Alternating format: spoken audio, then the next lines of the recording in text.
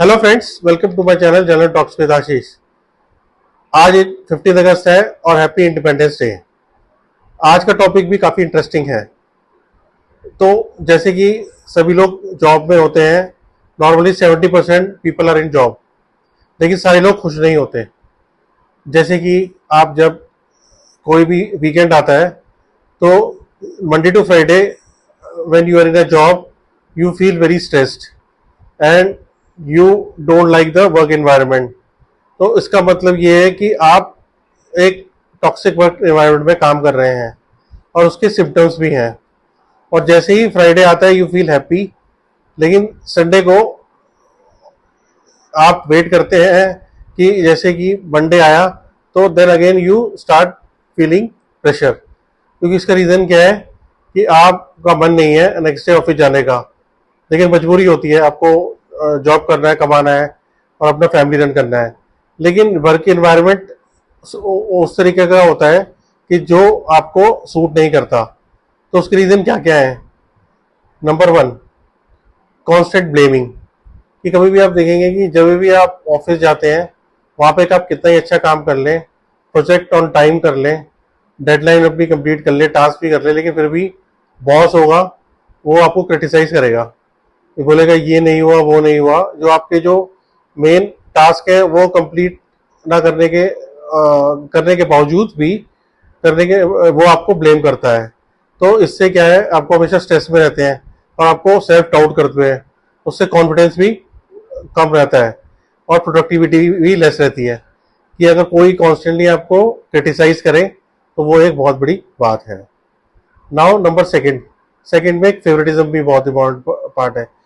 कि कई बार मैनेजमेंट के लिए कई लोग काफ़ी स्पेशल बन जाते हैं, either through buttering, either through this way और दैट वे, बाय हुक और क्रुक।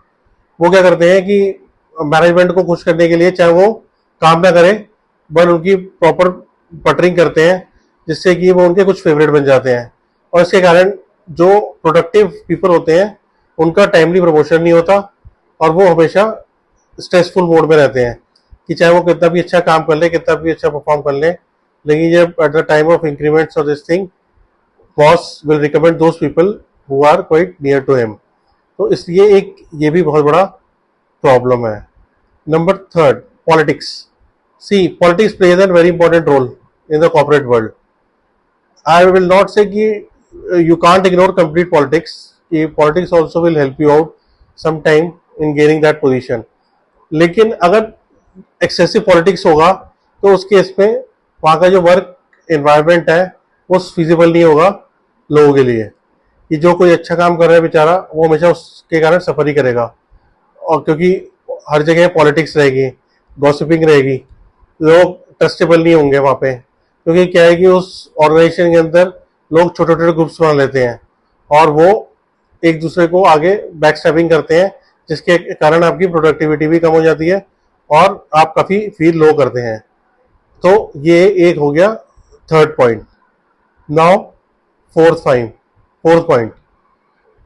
पॉइंट के अंदर मैं आपको एक्सप्लेन करूंगा कि ये भी आपको काफ़ी क्रिटिसाइज।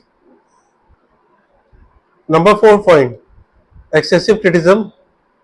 तो उसके अंदर ये होता है कि आपका एक तरह का ब्लेम गेम चलता है। तो ब्लेम गेम का मतलब क्या है कि आपको कोई प्रोजेक्ट है, प्रोजेक्ट अगर सक्सेसफुल हुआ तो वो मैनेजमेंट उसको क्रेडिट मिल जाता है। अगर प्रोजेक्ट फेल हुआ तो एम्प्लॉय के ऊपर प्रेशर आता है, या फिर सिस्टम की प्रॉब्लम, और या फिर प्रॉब्लम सॉल्व करने के बजाय किसी को कल्प्रिट्स को सर्च करना।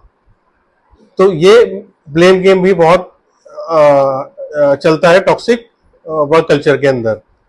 Now number 5, no work life balance. See, work life balance is also very important.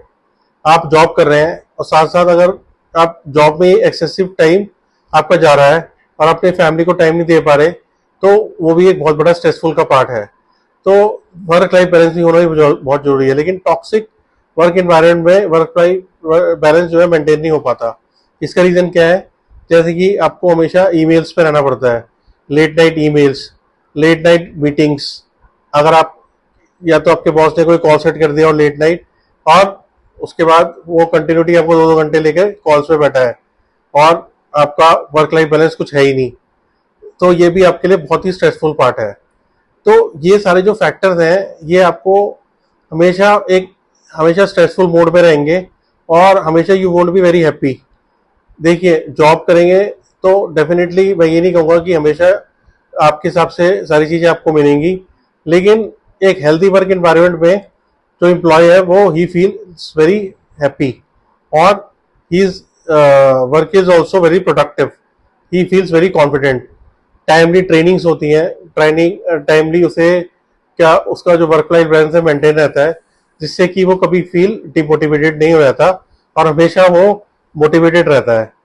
तो टॉक्सिक वर्क एनवायरनमेंट में काम करने के कारण आपकी जो हेल्थ भी डिट्रॉइट होगी और मेंटली आपकी पीस नहीं रहेगा। इससे क्या होगा कि आपको हेल्थ की काफ़ी इश्यूज आ जाएंगे और आपका माइंड भी सेट नहीं रहेगा।